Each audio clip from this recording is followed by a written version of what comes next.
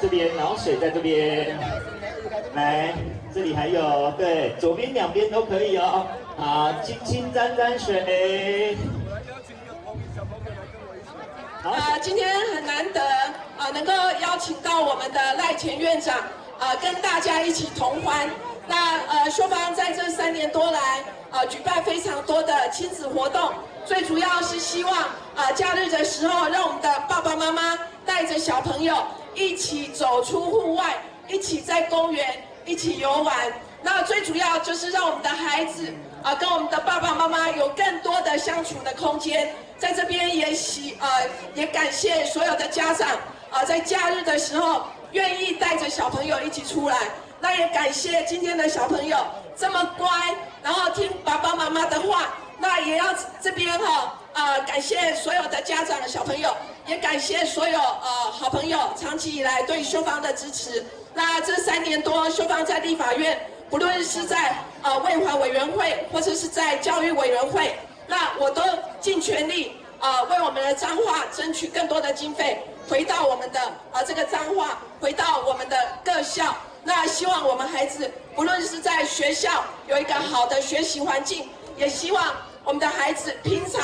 就能够在一个爱的环境下长大。在这边祝福所有的家长小朋友有一个美好的午后，祝福各位，谢谢。这个小时候，那我们大概只能够吹个别的泡泡没有像这样玩泡泡派对那我们跟秀芳阿姨感谢好不好？掌声给她感谢一下好不好？秀芳阿姨举办泡泡派对或是园游会，甚至于儿童剧场，这3年来已经超过50场之多。目的呢是希望各位小朋友跟爸爸妈妈有机会有一个好的场所可以来做亲子的互动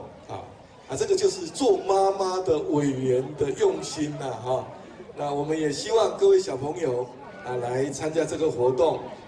回去之后能够更加的听爸爸妈妈的话，好不好？好不好？做一个听话用功念书的小朋友，好不好？好，那我今天之所以来到彰化主要是因为我要跟各位爸爸妈妈、各位小朋友、各位父老乡亲报告，黄秀芳委员是国会评鉴优质的立法委员，这非常不容易因为有100多个委员彼此在竞争。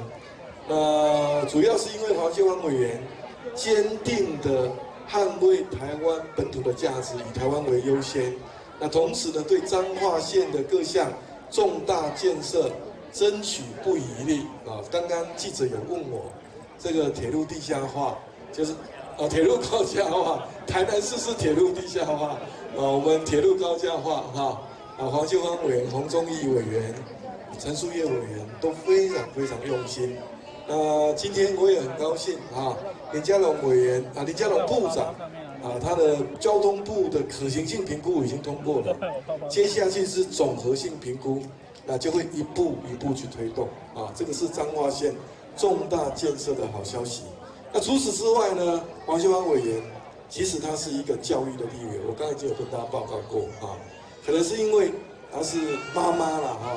特别重视教育的重要性，所以我到立法院接受黄秀芳委员咨询的时候，我印象最深刻的就是她对教育的坚持。